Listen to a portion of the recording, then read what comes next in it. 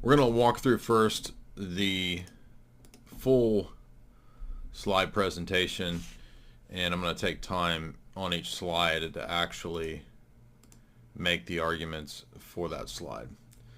So, as you saw, I think, in the tweets and in the DMs, they were very sus and shady about what exactly the debate was over. Again, we all know that this debate came about because of the Timcast debate. Cameron reached out to me because he wanted to set up a version of the Timcast debate. I said, let's do it. So I'll show you right here to make it very clear that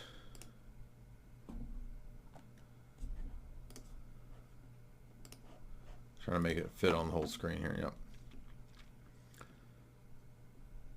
This is the later text where after I had asked for, I'll show you the first, let me show you the first text. And then you'll get the point. It's not, this is, the only reason I'm doing this is because they're acting like this is some sort of a thing that I made up and I'm being deceptive, and I didn't come to actually debate the topic. I sent Cameron here, as you can see, questions about the mosque prayers by the popes, and I asked him here, are these actions okay in your mind, and did Dr. Trent agree to discussing previous dogmatic teaching on Muslims? I wanted to argue from the very get-go that the Muslims have a contradictory placement in Roman Catholic dogmatic teaching.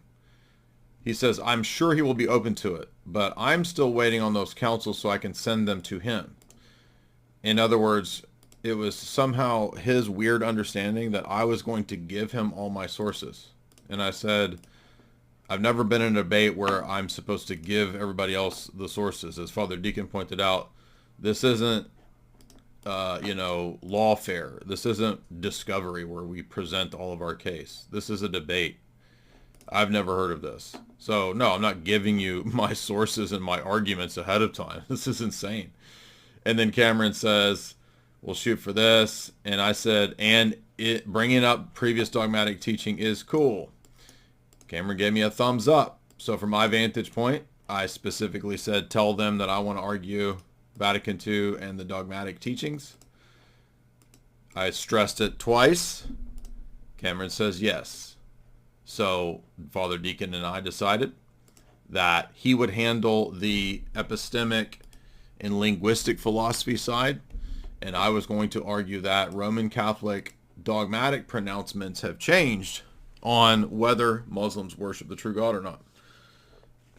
Now, they opted, even though from my vantage point, it looks as if that's all fine and dandy, according to two different okays from Cameron, including my request to specifically ask Dr. Trent if it's okay to go in that direction.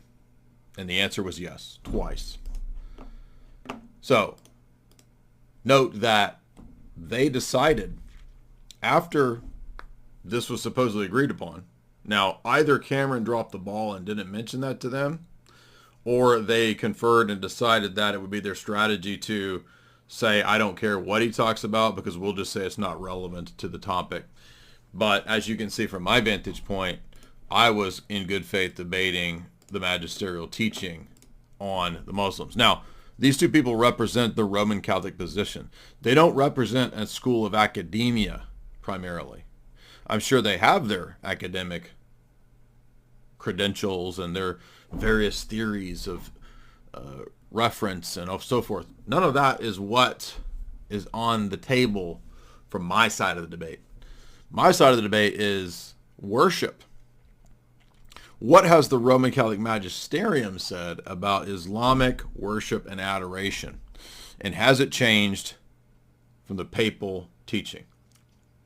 That's it. That's what I decided. That's why Father Deacon prepared all of this information on linguistic reference, intentionality, etc., etc. Non-substitutivity of indexicals, all of that. And that's why I spent time making all these slides.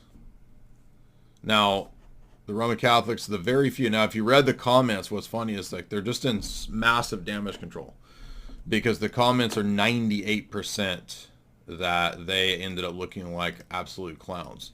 And as Sneck said, this was a massacre on all fronts, whether optics, whether the actual debate, whether the actual performance, any of it, it was a massacre. Every poll is anywhere from 70 to 80% our side.